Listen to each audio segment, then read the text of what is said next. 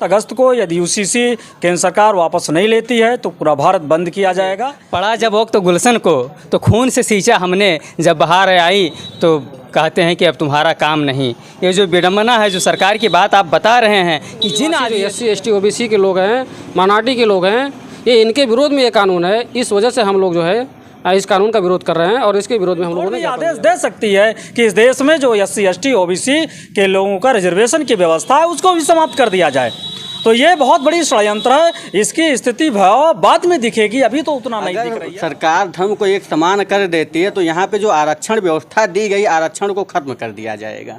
नमस्कार, मैं हूँ शिवम मिश्रा और आप देख रहे हैं खबर ज्ञान तक न्यूज। हर खबरों पर नजर। ब्रेकिंग न्यूज, बस्ती यूपी। आदिवासी समाज के हितों के रक्षा की मांग, राष्ट्रपति को भेजा ज्ञापन।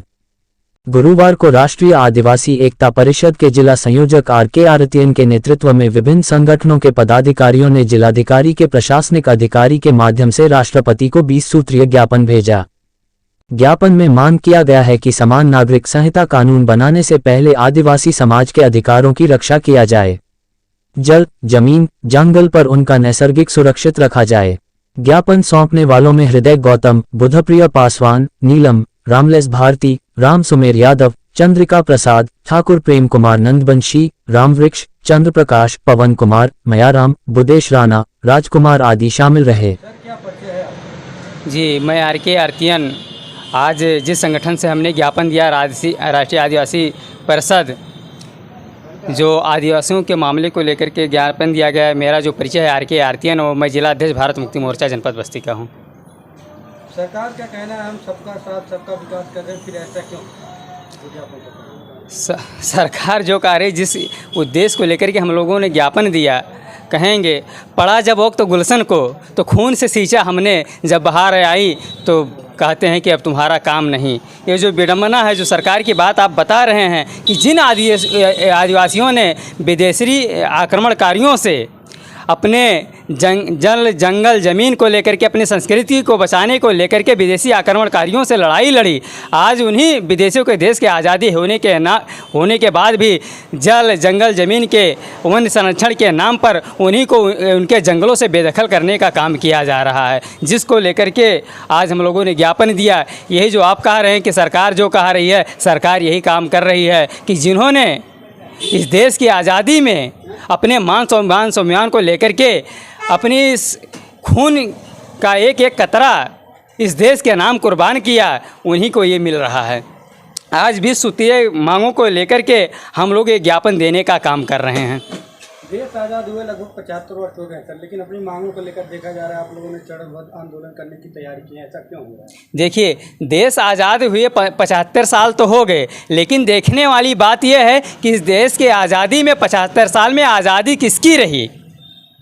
आज़ादी उनकी मिली जो दूसरे की आज़ादी को देखना पसंद नहीं करते हैं। तो हमारे लोगों के आज़ादी के नाम पर केवल गुमराह किया गया, ना कि हमारे लोगों को आज़ाद किया गया। यदि आज़ाद होते तो आज हम लोग ये जो एक एक करके हमारे जो तमाम साथी आज दिन रात मेहनत कर करके अपने हक अधिकार की लड़ाई लड़ने के लिए प्रशासन से लेकर के सड़क तक लड़ने के संसद तक काम कर रहे हैं, ये करने की हमारे लोगों को ज़रूरत ना पड़ती। यदि हमारे लोग होते तो हमारे लोग आज़ाद हो गए थे, आज ऐसा करने की हमारे लोगों को ज़रूरत ना पड़ती। देखा जाता है SC समाज के लोगों को कहीं जगह मारा पीटा जा रहा है, सरकार ने तो उसको लेकर। जी, हमारा बाबा साहब कहा करते थे कि जिस समाज में 20 वकील और इंजीनियर और डॉक्टर यदि थोड़े थोड़े हो जाते हैं तो उस समाज के ऊपर कोई आँख उठा करके नहीं देख सकता है।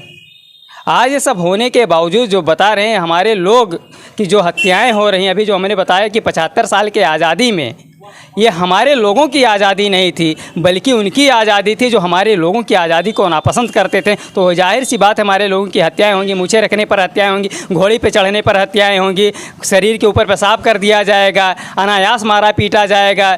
तो ये सारी चीज़ें तो होती रहेंगी। प्रदेश में लगभग 4 बार भाजपा की सरकार रही, फिर भी आपका समाज एकजुट क्यों नहीं हो पा रहा? अभी भी देखा जा रहा है समाज पर अत्याचार। देखिए, प्रदेश में 4 बार सरकार रही। ये क्रांति जो होती है वो विचारों से होती है। क्रांति जो होती है विचारों से होती है। सरकार आने के बाद ऐसा नहीं कि हम नहीं कह सकते हैं, जब मूल निवासी बहुजन समाज का सरकार आया तो ऐसा नहीं बहुत सारी चीज़ें बदली। आज इतनी सारी चीज़ें बदली हैं कि लोग अपने हक अधिकार को लड़ने के लिए सड़क पर खड़े होने के लिए तैयार हो रहे हैं। ऐसा नहीं है, वो जो चीज़ें हुआ करती थी काफ़ी में बदलाव आया है। ये है कि यदि ऐसा फिर होता है तो हमारे लोग फिर से संघर्ष करने को लेकर के यदि हमारी सत्ता आती है तो निश्चित हम लोगों को सफलता मिलेगी। आगे आप हमारे चैनल माध्यम से जनता को क्या संदेश? ये आगे जो जिस कार्यक्रम लगा हुआ हम लोग भारत बंद करने जा रहे हैं, तहसील स्तरीय कार्यक्रम करने जा रहे हैं। मैं आप लोगों से निवेदन करूंगा कि आदिवासी के समर्थन में हमारे लोगों को बड़ा आंदोलन करना चाहिए और साथ सहयोग करना चाहिए। यदि कोई आपका सहयोग करना चाहे, आपके साथ जुड़ना चाहे तो आपसे कैसे जुड़ें? ये हमारे साथ में जो बाम सेफ नाम का जो संगठन है, इसके 89 आउटसोर्स विंग है। 89 आउटसोर्स विंग ये ज़िले में नहीं काम कर रहे होंगे तो 10-15 आउटसोर्स विंग काम कर रहे हैं। जैसे राष्ट्रीय पिछड़ा वर्ग मोर्चा है, बहुजन क्रांति मोर्चा है, भारत मुक्ति मोर्चा है और राष्ट्रीय मूल निवासी संघ है, राष्ट्रीय मूल निवासी महिला संघ है, राष्ट्रीय मूल निवासी पेंशनर महासंघ है। ऐसे तमाम संगठन हैं जिसमें राष्ट्रीय मुस्लिम मोर्चा है। आप उनके जिला अध्यक्ष के माध्यम से आप संपर्क कर सकते हैं। पहले तो आप लोगों ने यहाँ पे आके समय दिया, उसके लिए आप लोगों को धन्यवाद। मैं हृदय गौतम बहुजन मुक्ति पार्टी का मंडल प्रभारी हूँ और मंडल की जिम्मेवारी मुझे है। आज जो ज्ञापन दिया गया है ये राष्ट्रीय आदिवासी एकता परिषद के माध्यम से ये ज्ञापन दिया गया है। जो यूनिफॉर्म सिविल कोड केंद्र सरकार ला रही है उसके विरोध में राष्ट्रीय आदिवासी एकता परिषद के जो राष्ट्रीय अध्यक्ष हैं उनके नेतृत्व में आंदोलन की घोषणा हुई है।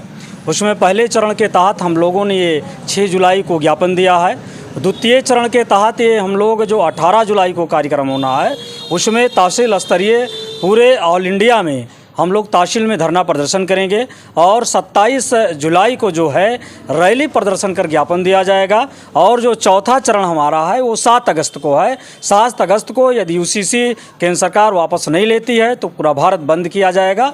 ये मकसद है क्यों दिया जा रहा है ज्ञापन, उसका मकसद क्या है कि अभी भारत में यूसीसी का जो मामला उठाया जा रहा है बीजेपी एंड आरएसएस के द्वारा, ये ओनली फॉर मामला था कि हिंदू मुस्लिम करने का मामला था। लेकिन चूंकि इस देश में जो मुस्लिम हैं, जो क्रिश्चियन हैं और सारे लोग हैं वो सारे लोग धैर्य बना करके रखे हुए हैं, तो आरएसएस और बीजेपी का जो षड्यंत्र है ये काम नहीं कर पा रहा है, हिंदू मुस्लिम का राइट्स नहीं हो पा रहा है। ये सबसे अच्छी बात है। लेकिन ये लोग आमादा इसलिए हैं क्योंकि ये सबसे ज़्यादा नुकसान ये होने वाला है इसमें आदिवासी जो लोग हैं उनका, क्योंकि उनका कस्टम जो उनका जो संस्कृति जो है उसके आधार पर तमाम उनको अधिकार मिले हुए हैं। और ये जो यूसीसी लाए हुए हैं यूनिफॉर्म सिविल कोड, इसके माध्यम से वो ख़त्म हो जाएगा। तो जब ख़त्म हो जाएगा तो उनकी जो ज़मीन है, जो उनका जंगल है, जो उनका जगह है, वो सारा का सारा केंद्र सरकार हथियाने का मामला है। इसलिए हम लोग इसके विरोध में हैं। दूसरा मामला क्या है, इसके माध्यम से कल को कोई ब्राह्मण जा कर के सुप्रीम कोर्ट में कह सकता है जब देश भर में समान नागरिक संहिता पास हो गई है तो फिर आरक्षण की क्या ज़रूरत है। सबके लिए जब समान कानून पास हो गया तो फिर आरक्षण का क्या मामला बन रहा है। इसलिए सुप्रीम कोर्ट भी आदेश दे सकती है कि इस देश में जो SC ST OBC के लोगों का रिजर्वेशन की व्यवस्था है उसको भी समाप्त कर दिया जाए। तो ये बहुत बड़ी षड्यंत्र है। इसकी स्थिति भयावह बाद में दिखेगी, अभी तो उतना नहीं दिख रही है, लेकिन आने वाले समय में बहुत विकराल स्थिति होने वाली है। इसलिए हम लोग पूरे देश भर में वामसेव और वामसेव का जो ऑफशूट विंग है, भारत मुक्ति मोर्चा, बहुजन मुक्ति पार्टी, बहुजन क्रांति मोर्चा और राष्ट्रीय मूल निवासी महिला संघ है, भारतीय विद्यार्थी मोर्चा है, बुद्धिस्ट इंटरनेशनल नेटवर्क है, राष्ट्रीय पिछड़ा वर्ग मोर्चा है, तमाम जो ऑफशूट विंग है उसके माध्यम से हम लोग ये विरोध प्रदर्शन कर रहे हैं। आज ये ज्ञापन दिया गया, आज केवल तमाम संगठनों के जिला प्रभारी को बुलाया गया था, उनके माध्यम से ये ज्ञापन दिया गया है। क्या मांगे हैं आपसे? हम लोगों का मांग ये है कि जो यूसीसी यानी यूनिफॉर्म सिविल कोड लाई है केंद्र सरकार, इसको तत्काल वापस ले, क्योंकि वर्तमान में अभी ये उत्तर भारत के परिप्रेक्ष्य में ये ठीक नहीं है। जहाँ पे तमाम धर्म के लोग रह रहे हो उनके लिए यूनिफॉर्म सिविल कोड लाना बिल्कुल गलत है। इसलिए इसका हम लोग विरोध कर रहे हैं। आपकी मांगे नहीं पूरी होंगी तो आगे आपकी क्या करें? तो उसके लिए हम लोग चरणबद्ध आंदोलन की घोषणा पहले ही कर चुके हैं। चूँकि 18 जुलाई को आपको बताया हूँ, फिर 27 जुलाई को है, लास्ट में हम लोग 7 अगस्त को भारत बंद करने का कार्रवाई करेंगे और बहुत बड़े पैमाने पर करेंगे। यदि हम लोगों का ये जो लाया है यूसीसी वापस नहीं लिया तो इसको बिल्कुल हम लोग विरोध करेंगे और 7 अगस्त को भारत बंद भी करेंगे। मेरा नाम बुद्धिप्रिय पासवान है और मैं भारतीय विद्यार्थी मोर्चा का प्रदेश महासचिव हूँ। आज जो आप लोगों द्वारा ज्ञापन सौंपा गया है, क्या मामला है पूरा, क्या प्रश्न? ये राष्ट्रीय आदिवासी एकता परिषद के द्वारा जो है ज्ञापन दिया गया है। ये से जो अभी एक यूनिफॉर्म सिविल कोड आई है, इस कानून के विरोध में जो है ये ज्ञापन दिया गया है। उस कानून का विरोध क्यों कर रहे हैं? ये कानून जो आया हुआ है ये आदिवासियों को उनके जो अधिकार हैं, उनके संवैधानिक अधिकारों से वंचित करने के लिए कानून लाया हुआ है। और केवल आदिवासियों को ही नहीं, उसके साथ साथ एससी और ओबीसी के लोगों को भी इस अधिकार से वंचित करने का मामला है। इस वजह से हम लोगों ने इस कानून के खिलाफ ज्ञापन दिया हुआ है। कानून के खिलाफ ज्ञापन देने का उद्देश्य क्या था? उद्देश्य यही है कि ये जो कानून है वो संविधान के विरोध में है और ये जो भारत में रहने वाले विदेशी यानी ब्राह्मणों के समर्थन में ये कानून है। और जो इस देश का वास्तविक मूल निवासी जो एससी एसटी ओबीसी के लोग हैं, माइनॉरिटी के लोग हैं, ये इनके विरोध में ये कानून है। इस वजह से हम लोग जो है इस कानून का विरोध कर रहे हैं और इसके विरोध में हम लोगों ने ज्ञापन दिया हुआ है। अभी देश में एक बहुत बड़ी घटना आई है सामने की, एक आदिवासी के ऊपर एक नेता पेशाब कर रहे हैं, तो उसको लेकर आते हैं। देखिए, अभी ये ब्राह्मण कम्युनिटी के लोग ही कर रहे हैं। ये केवल आपके उत्तर प्रदेश में नहीं और भी अन्य राज्यों में ऐसे जो एससी एसटी ओबीसी के लोग हैं उनके ऊपर तमाम तरह की ऐसी जो है हरकतें वो कर रहे हैं। अभी हाल ही में एयरपोर्ट में एयर हॉस्टल में एक महिला के साथ में किसी ब्राह्मण ने जो है उसके साथ क्या नाम है उसके शरीर के ऊपर पेशाब किया था। अभी एक आदिवासी के ऊपर इस तरह की हरकतें आई है। तो ये केवल जो सोशल मीडिया के थ्रू जानकारी मिल गई ऐसे डेली हो रहा है। ये केवल एक दिन का मामला नहीं है, आए दिन डेली ये घटनाएं की जा रही है और हमारे लोगों का इसके माध्यम से ये मनोबल डाउन किया जा रहा है। दूसरी चीज़ ये है कि इसके माध्यम से हमारे लोग जो है आगे ना बढ़ने पाए या उनकी मानसिकता जो है डेवलप ना होने पाए, तो तमाम तरह की इस तरह की घटनाएं खास करके ये जो ब्राह्मण कम्युनिटी के लोग हैं यही लोग कर रहे हैं।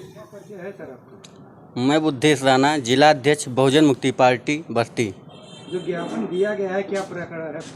ज्ञापन देने का प्रकरण है कि जो केंद्र सरकार यूसीसी लाया है, यूसीसी का मतलब होता है सामान्य नागरिकता संहिता, सामान्य नागरिक संहिता जो लाई है, इसका मतलब होता है कि भारत में सामान्य धर्मनिरपेक्ष लागू किया जाए, सामान्य लोगों को मतलब लागू किया जाए, जो धर्म होता है सबको एक समान कर दिया जाए।